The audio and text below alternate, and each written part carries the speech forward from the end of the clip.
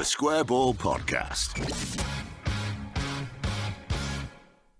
Welcome to the show. It's brought to you with Levi Solicitors. There's that 10% discount. Don't forget about that. levisolicitors.co.uk/the Square Ball if you need legal services. It's Dan, Michael and Moscow with you on show 251. Quick reminder about TSB Plus, which is our all-in subscription package. You get the full digital access to the mag, all the podcasts ad-free, priority access to the match ball on the live stream after the games, discounts on merch, loads of stuff. thesquareball.net/plus. Have a look at that.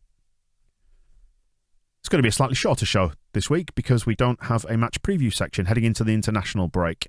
However, we've got Leeds United news, some actual news. Special Lee Johnson edition, isn't it? Yeah, well, I was going to say, when we've got very little Leeds United news, we end up doing silly voices to make up for the lack of stuff to talk about. There'll be none of that today at all. Let's talk about the San Francisco 49ers enterprises, presumably. Serious businesses. Yes, and let's get down to the finances. 7% more of Leeds they own, takes them up to 44%, so they're nudging closer to the magic 51, which will be a controlling share in Leeds United. Do you have strong feelings? It's kind of a played out joke, but they've got to do 49, even if it's just for like a week. Yeah. Just get there and then do the 51. Don't go straight from 44 to 51. They seem like the kind of characters. I mean, that Pete Lowy, who is part of the 49ers Enterprises investment group, he is a comedian. He likes to be known as a comedian. He won't be able to resist that little bit, so do it. Mm-hmm. Ballpark estimates then, what, maybe 30 million has gone into the club for this, depending on how you stack up the valuation of it, which will obviously keep things ticking over for a bit. I mean, in the Premier League wealth and wages league, it's not going to break the bank, is it? I don't think we're going to go out and spend £1 billion in January. I mean, you're buying 7% of Rafinha now as well, which is, that's worth a lot. Rafinha is now genuinely worth more than the whole club was not very long ago, which is slightly odd to think. But he's done all right out of it as old Rodgers-Arni, hasn't he? Selling off these little bits. So he's got his money back. He's got a Premier League club. He's got Calvin Phillips and Rafinha. It's all gone pretty well. He was saying at the Web Summit last week that he put £100 million in at the start to buy the club outright from Chileno. And I can never remember if that kind of includes the Elland Road cost as well. He kind of throws it all together into like, I put £100 million. So it was about 30 to 40, wasn't it, for the shares? So then you got the ground on top of that. And then he said it's now worth 4 times that. So £400 million, which if you can quadruple £100 million, seems like a pretty good way to go about doing your business. Money makes money, doesn't it? Yeah. How's your Roma investment in Socios coming along? I'd kind of forgotten about Socios until they popped up on the digital advertising boards at Elland Road at the weekend. I went, oh yeah, we've got that still, haven't we? Well, that's the thing. That's gone quiet. When was the last activity on the Leeds channel? I actually can't currently log in because they need to. I changed my phone. No, I didn't. It's going well. Honestly, if anybody's any police are watching, it's still the same phone.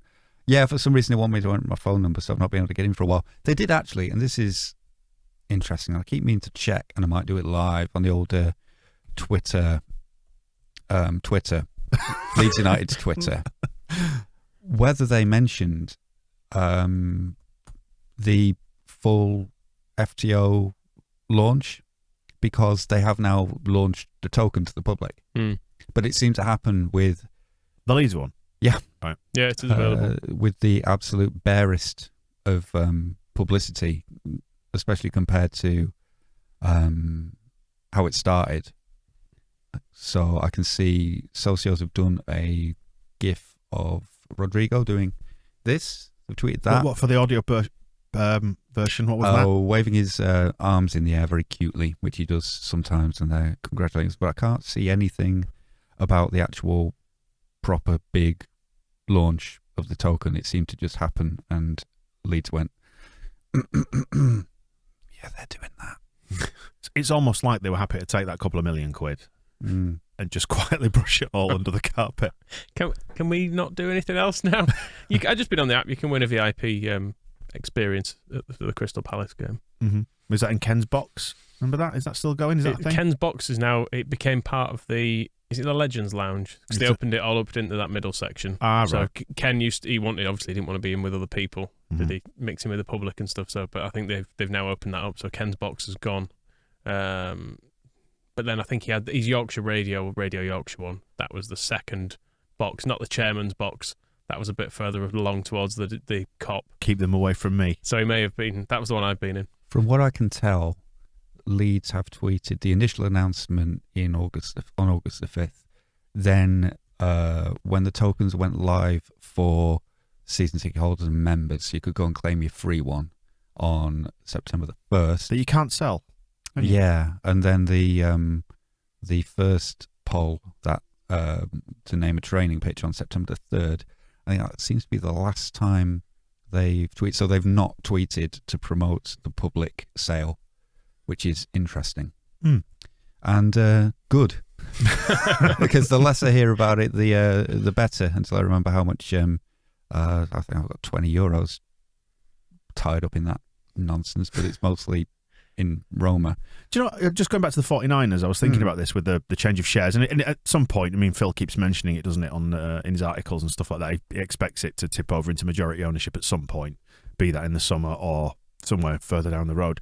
And I realised, nothing stands still in football, but I will kind of miss this current era Leeds because it's done something, it's achieved something, feels quite human, and I imagine if we do go into majority ownership with the 49ers or a complete buyout or something, it might end up being a bit more corporate feeling. There's a bit of an unknown about a 49ers buyout as well because it's under the banner of 49ers Enterprises, but we know that like Chad Hurley has got a bit of it, and LL Cool J. Lowy has got some shares in it, so it's Nick Swinman. It's never quite sure. It's never quite clear who would really be in control if that was to take over, or whether or not within that it would be bought out by an individual within there, or whether it would stay under the banner of 49ers. And it might even be that Radrizzani stays as chairman, because he can be chairman of with them being majority owners. I don't think it necessarily means he has to step down, and it's interesting to see how it will play out, because when he was at that summit last week, I think he got a little bit misquoted because he said,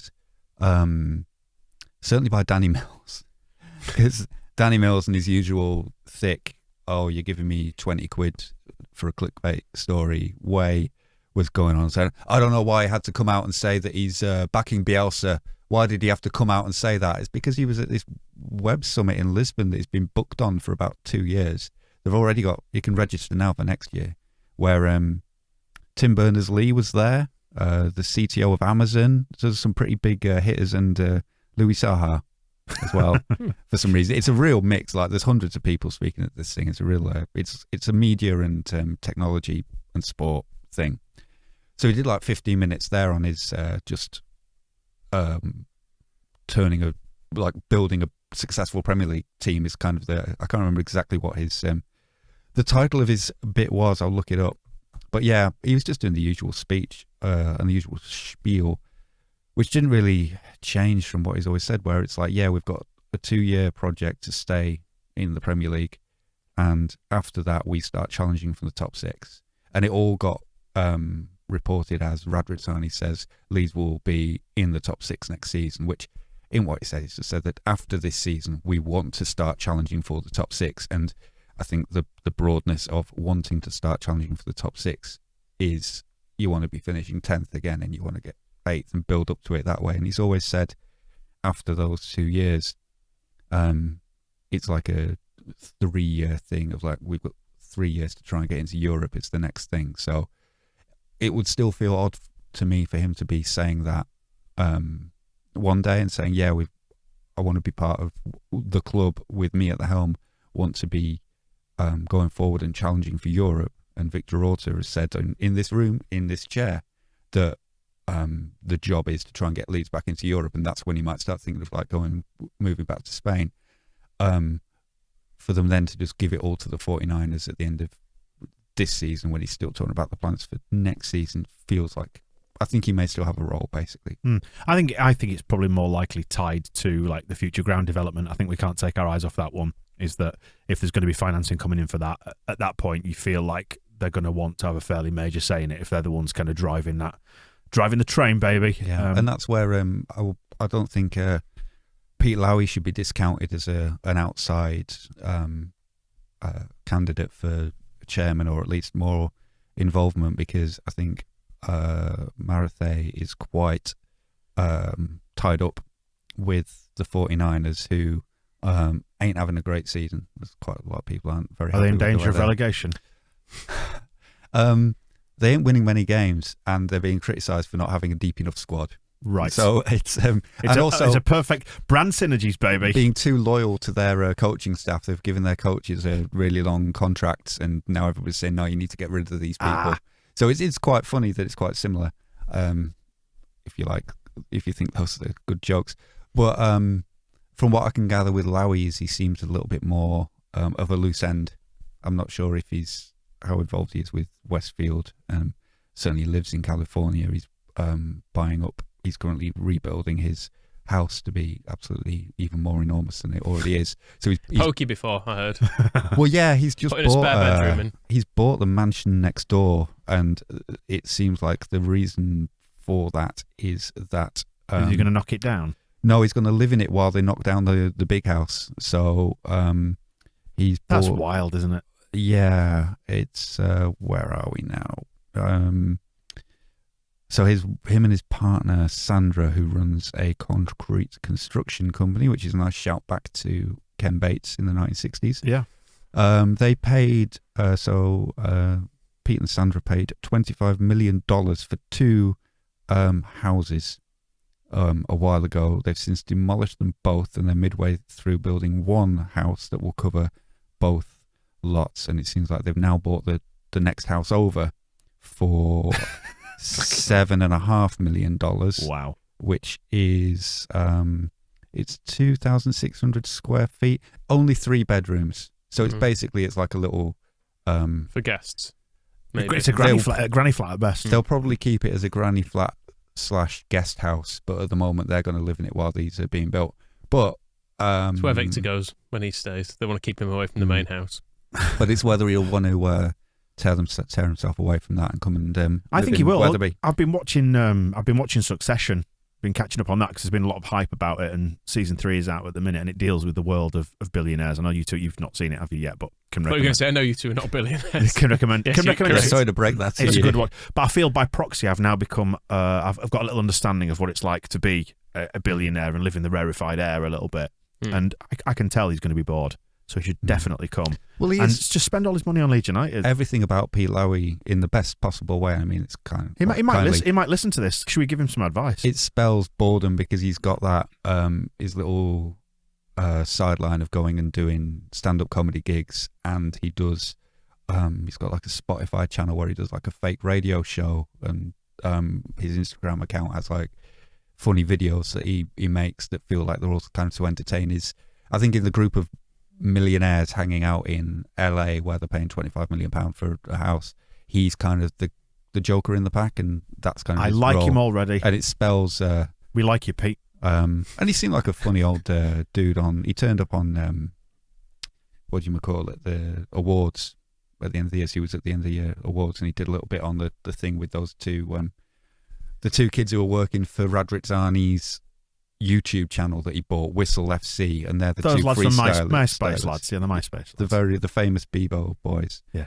And he was telling, he had all the good stories about listening to Leeds United on the radio in Australia in the 1970s, and that's why he became a fan. And he was wearing a loud suit and he's a raconteur, and he seemed like he's up for it. So he's kind of my outside dark horse for coming in and running things while Radrizzani, if he goes and buys Palermo or whoever, and Jed York is desperately trying to keep people happy in San Francisco 49er land, he's there to take over here. And, because everyone points at his apart from his stand-up comedy, the construction real estate experience with Westfield, and that he Did a great job in Bradford. will be the person. Big Yeah. fucking hole in the city centre for years. Made it look better. That he could be the person to be doing the stadium development. So if that is the next big project, then stick him in charge for a while and see what damage you can do. I was going to say, you mentioned this, I think it was in your Leicester report, Moscow, that one thing I like about Leeds at the minute is there seems to be a plan. And we're sticking to the plan. And It's weird, isn't it? while the rest of the division loses its shit, and this is what we come on to the managerial changes that have happened, and how many of them have happened going into this international break. And I do take great comfort in the fact that Leeds have just ridden this one out. And I dare say they've felt a little bit of pressure because it's never nice being at the bottom end of the league. But everyone's just sat tight and trusted the process and expect it to come good. And it feels like bit by bit, point by point, we're clawing ourselves out of it. And I did a thing on Radio Leeds where yesterday saying while we weren't relegated in the first 8, 9, 10 games, we're not yet safe either. But I feel okay about it at the minute. I don't know about you. Yeah, it's all fine, isn't it? And no one actually suggested sacking Bielsa. And I don't think the board probably ever fully discussed it either. There might have been the odd look of them, a look between each other in a director's box at games, being like, "At what point do we say something? Oh no! Do we have to mention the fact we keep losing?" But yeah, there's faith there, isn't there? I think in the systems that Bielsa has put in place, and why shouldn't there be? Because we're going to come on to the managers that have been sacked. But you look at Dean Smith and you think, well, yeah, get rid of him. He's not doing anything, is he? Always looks like he's sucking a citrus fruit, doesn't he? Like normally lemon or a lime. There's a bit of dignity as well, and maybe of trying to do something a bit more intelligent, because what really strikes me about all these managers getting sacked now is it's so obvious. 11 games, international break. So whether you go for Tottenham, Newcastle, Villa, Norwich, their plan, they've all essentially got the same plan, which is burn down the old plan and hope that we can save it from here. Whereas Leeds are still just as much at risk because it's got equal likelihood to go wrong, but are saying, well, 11 games ago we thought the good plan was that Marcelo Bielsa and the squad that we've got will be good enough to keep us up this season. 11 games in with this convenient international break, do we do what all the other people are going and just go, no, we were completely wrong? Or do we just go, yeah, it still seems like a good plan? And it's about maybe what's the phrase, dying with your boots on or something, of like believing in what you're doing, even dying on your shield, is that the one? Yeah, rather than just losing faith in everything. But you're still dying both of those scenarios. Yeah, but I mean, can we have a surviving with our boots and shields? But if there's an equal, there's a risk in everything, and it's kind of the risk. It's the same factor with the midfielder debate. There was a risk in signing somebody new that the signing might not turn out, and there's a risk in not signing them because Adam Forshaw could, be broken down again tomorrow. There's risks in both, so it's kind of and there's a risk with this: is you stick with Bielsa and it might be fine. You stick with Bielsa, it might be wrong. Daniel Farke might have kept Norwich up. Daniel Farke might have taken them down, but it just seems such a lazy. These are supposed to be intelligent, superb, highly functioning executive level people, the elite in their business, who can think, strategize beyond anything that we can compute. And they've all basically gone, 11 games in, we haven't won enough games, sack him, let's just get somebody else. And it's so lazy. And the Spurs example's brilliant for it, because they basically had Mourinho, who was really negative and played boring football and everyone hated him, and then they tried for ages to get a good manager and instead went, oh God, the guy from Wolves who used to play the really negative football, we'll get him instead, and hopefully it'll be different. Even though we didn't really want him. Maybe he'll play really good football when he gets to London. He'll be like, oh, this is nice, isn't it? Look at the new stadium. I'm gonna treat these people to something that the people of the Midlands never had. It is kind of the Emperor's New Clothes thing about a lot of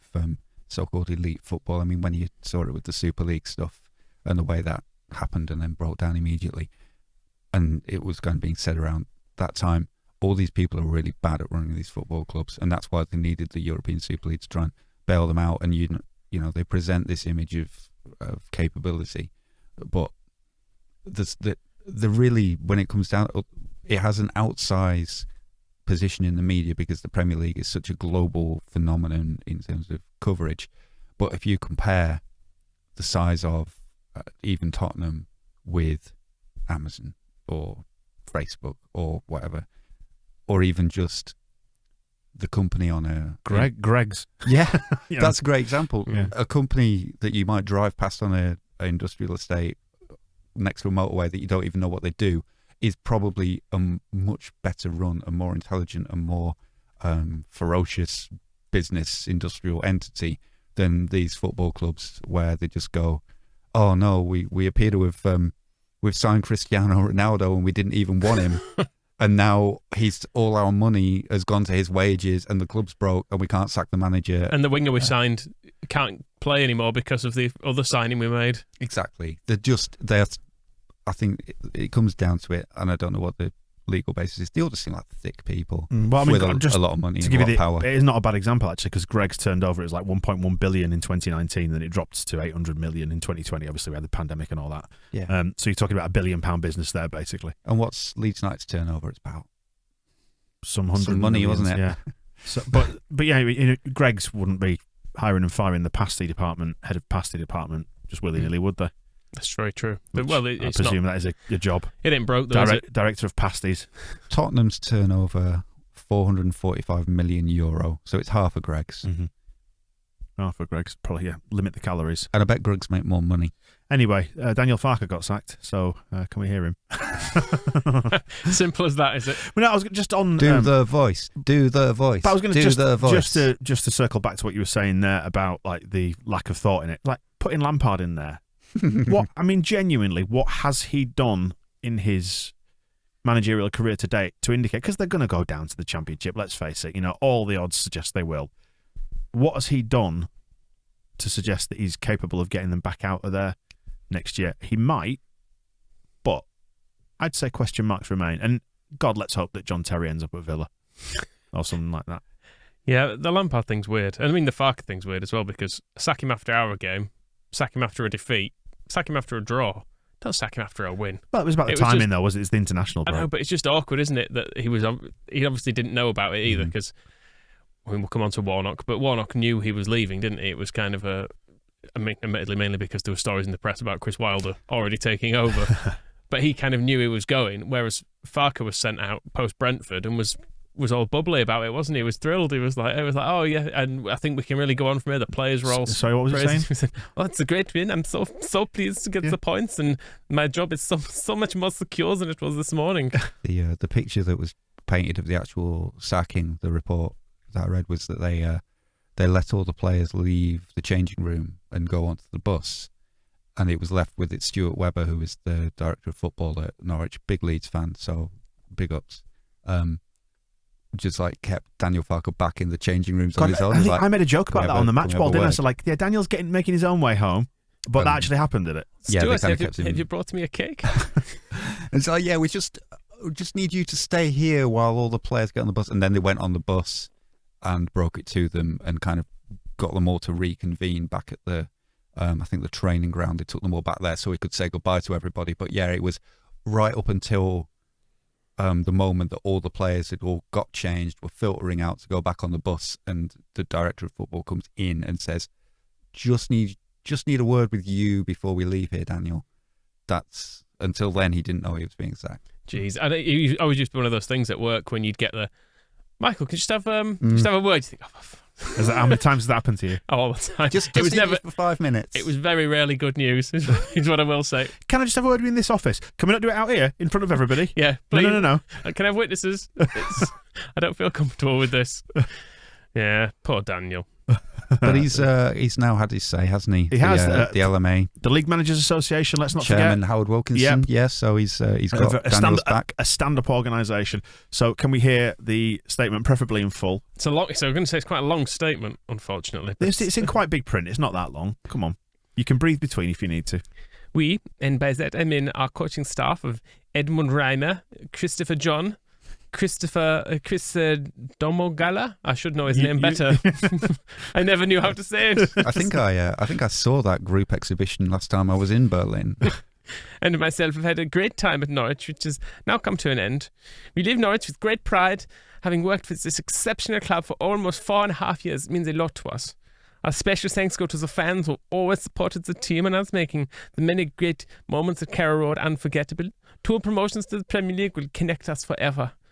Working with the players was a great pleasure during all that time, and we had great trust in each other.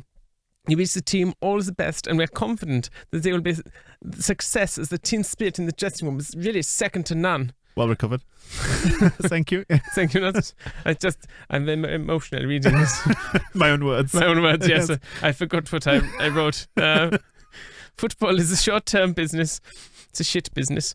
And for that, We were quite long-term in Norwich because it was made possible by Delia Smith, Michael Wynne-Jones and Stuart Webber. Goodbye, Canaries. We'll see you again. That's today's episode of Hello, Hello. Concluded. Very well done.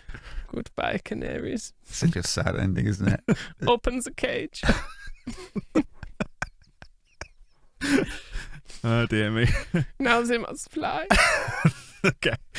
Dean Smith has gone, as we mentioned. You're right, Dean Smith. What do you think of Dean Smith? He's an idiot. No, I've always never liked him. No. You've always never liked him. Because I've always hated him. Went for never liked instead. Yeah. Same difference. I have a slight, not sympathy for him, but I think, again, when we're talking about strategy, and this was my Leicester match report, I made that kind of the focus of the 100 million that they took in for Grealish, and that was their big plan that the chief executive came out and said, no, well, we've used all the data analysis to replace him with these three players, and so we've got to carefully managed it right back to when we put that release clause in his contract. And then what is it now? Like, just 11 games in, get rid of Dean Smith. What is now the careful strategic plan? And it feels like he was quite circumspect about that, though, wasn't he? He was like, it felt like we had a long-term plan, but kind of it was taken away from we didn't realise that dickhead was going to still be here. So, and I was listening to... Should I just say, by the way, he has put a statement out as well via the League Managers Association, but there's no need to hear that. Exactly. Yeah, carry on. Sorry, Moscow. It was the Guardian Football Weekly pointing out that John Terry and some of his other coaching staff leaving in the summer is quite an interesting move. Like, why did they go? Did they just not want to be around Dean Smith anymore? And it will be interesting. Like, would it be in character for John Terry to suddenly come back after saying that he quit this job? Yeah, you and suggested he would do the dirty on him. To stab a good pal in the back like that. Well, that's what I mean. It would be so surprising. But Anyway. it's there. But I mean, how much... It is weird that if John Terry did end up in there, what these reputations are being built of him and Lampard. Nothing about them says it's a playing good career. manager. Playing career, isn't it? But then I quite like their that Hassan Hürtel is in the running as well, having beaten them with Southampton. But if you were him, you'd stay at Southampton. Thomas Frank has been linked as well. I mean, talk about bloody another objectionable character. I think that's the other thing of like with keeping Bielsa, and this won't be the reason why we're keeping him, but there aren't many good managers available. It doesn't seem like, and there are good coaches out there, but most of them are in jobs, and most of them in Germany. Pochettino's obviously going to end up at Leeds when Bielsa goes because he's the natural successor. Because he hates PSG. I mean, what is there anyway? He's off the table. But every big club was just Conte, and he's ended up at Spurs, so he's messed up. But you look at Newcastle and the arrogant assumption that their money is going to buy them everything that they possibly need. Is Eddie Howe really is that the key to Champions League success? But you've got to walk. I mean, they're currently crawling along, and you've got to walk before you can run. I mean, he failed at Burnley. He doesn't like being in the north, that far north. If you can't see, it's away from the vineyards. If you can't see a Channel Island, he's floundering. But it's also even just for keeping them up, because you can dangle all the money you want in front of whatever big name player you want, and go, it's a relegation battle, and Eddie Howe's in charge. What about Warnock? Has he got one last challenge in him, Warnock? Because we need to hear from him, because he's been replaced by Chris Wilder at Borough. Sounds like, as we were saying, it was kind of cooked up, wasn't it? They knew that the end was coming, I think. It is a crazy week for all of our Championship foes, would you say, all coming together. Like it's like a horrible dream. It's a lot of various bête noirs, isn't it? It is. It's like a horrible dream of all the last few years in the Championship all blending together with bloody Warnock and Wilder and Farker and Dean Smith and I'm just glad that we're not in that mess, it seems, anymore. I mean, his last stand, apparently he knew he was being sacked beforehand, so went and got the lads to do a great job. But so he was away at West Brom, who had Kyle Bartley came on for them in defence. Robert Snodgrass was in their midfield. I don't know if Alex Mowatt is injured or suspended. It is a fever dream, isn't it? But he wasn't there. Johnny Howson playing? Johnny Howson was booked in the last minute. Sol Bamba was also playing. Peltz was in the team for Borough. And when you look through the details of the game, we mentioned this in the match ball, that Warnock's last act was getting a yellow card for arguing. Peltier got a yellow card for a foul. Did we mention it on the match ball, or is this No, I think you did mention it. The tweet that I did later was out loud. Johnny Howson got booked for time wasting in the 89th minute. Then Robert Snodgrass got booked for an argument in stoppage time. So, and that's when Warnock's getting booked for dissent on the bench as well. Did Sean Gregan come on at any point? It's just absolutely mad. And you can't forget as well that obviously Kevin Blackwell's there, so he's lost his job at the same time. It's just the only one who's missing. I was quite interested. I didn't realise what happened to him, but Adam Clayton was absent. But then, Warnock was never going to allow Adam Clayton anywhere near him after that Huddersfield. But he's just left Birmingham. He doesn't seem to be doing anything anymore. Can we hear from Colin? Well, his statement, he's done too many interviews to need an LMA statement, but I assume if he did, he'd just be seething about backstabbing Chris Wilder. But there was I was told this morning that I was leaving the club today, and I didn't want to let the fans, the players down. So I took the game. Everybody expected us to get beaten because I've been here that long that they just assume that the borough of rubbish, Warnock's borough of rubbish, and we're going to just going to get beat. But they'd never say that about Jose Mourinho's team. You never assumed he'd get beaten, but we didn't get beaten. I think we showed them. I thought they were super today. The players, I thought they were super. 1-1 draw. Yes, by the way. It's against West Brom. They're a decent side. Yeah, they're a great bunch of lads, aren't they? He disappointed, obviously, to read speculation about his replacement. I've heard his name the last 2 or 3 weeks. That's what happens in football. It's not very nice. Certain people at the club, they know him better than me, and they'll probably support him better than me because what Warnock's clearly lacked at Middlesbrough is the support to get in. Peltz, Big Sol. Whoever else is surrounded himself. I could only get Blackwell here 3 days a week. I really needed another coach. Jeppo, he had Jeppo there as well, didn't he? But I had Jeppo, but I was desperate to get just 1 or 2 more in the transfer window, and we just didn't do it. But Niels is oh no, that's I don't know why it's got a quote mark because he didn't say that, or that. It's a club statement. Anybody would think this was just getting copied and pasted onto a shared document. So he's. It's nice that he got his 10,000th game in charge or whatever it was. All that happened. The last thing I saw, it was one of the Football League podcasts showed up and was like doing a celebration of Neil Warnock episodes with him involved as well. So and then the idea pictured them by Neil Warnock 2 days later. It's funny as well that they didn't because the Middlesbrough fans seem quite mild about him going because they appreciate that he basically saved them from what Jonathan Woodgate was doing last year and kept them up. And I think they weren't too enthusiastic about it, but not too there wasn't a big Warnock out movement. But they've not given him that last game at home, when his final game. Just this tawdry, miserable 1-1 draw in November away at West Brom. It's like halfway back to Cornwall as well. So I think I can only imagine at the end of the game. Well, it went straight down the M5. And yeah, it's like if they just took his company petrol card off him. It's like, right, drive south. We're going back to Borough. See you later. Where's he going next then? Because this won't be Villa. Well, he's going to be looking bottom end of the Championship, isn't he? Cardiff still looking for a replacement for Big Mick Mackey. Could go back there. That's true. Barnsley, have they got a new manager yet? I'm not sure. Barnsley's a decent shout, actually. I could well see him ending up there. There's reports they're going abroad though again. So they've got Moneyball Billy Bean involved. I don't think it's. No, I'll tell you. Paddy Kenny's stats. Your algorithm's wrong if you don't want Peltz. Reprogram it. Give me that Excel sheet. I'll sort it out. You can't do this on a computer. You've got to look into his eyes. That's how you understand the player. You've just reminded me actually of the odds for the next Cardiff manager. Oh, it was absolutely chronic, wasn't it? Here it is. I think it's probably changed. This was a screenshot I took of it the other week. I've got saved. But favourites, Jody Morris, 4-1. Also on the list, Steve Morrison, Chris Wilder was on there, and Neil Harris. So again, if we're talking about Championship fever dreams. That little lot. The Jody Morris, Steve Morrison, Neil Harris axis. Yeah, but I don't think they've appointed anyone yet. Steve Morrison is now the favourite. That's just why. As well as Mike Flynn. Is he the guy who beat us when he was in charge of Newport as well? I can't remember. Maybe. I feel like bad things have happened with all of the people on that list. Some Says will never forgive.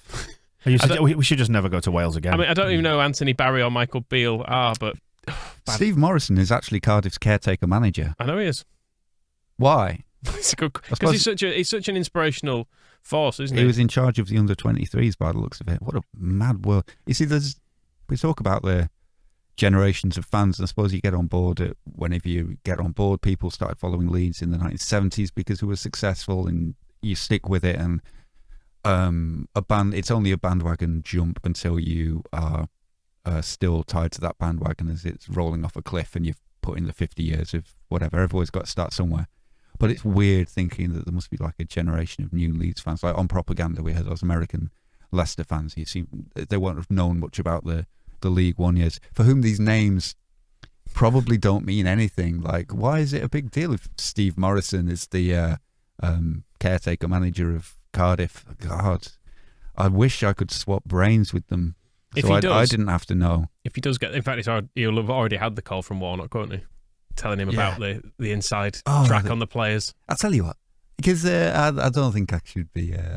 Sharon says I shouldn't be taking the job, but if you need a pair of hands, just a little bit of advice, always pick up the phone. And Cardiff, it's not far from Cornwall. I used to do it all the time when I was there. I used to do it twice a week. He'll do that, and then Steve Morrison, results won't be going the right way, and he'll be unemployed, and Warnock will be, well, Steve, he was doing his best. I was trying to help him, but we just thought if we get Jeppo and me down here, and Kevin's going to come in a few days a week, we just might be able to get us in the Premier League. Just one more challenge, And Steve, lovely lad. They still talk about him.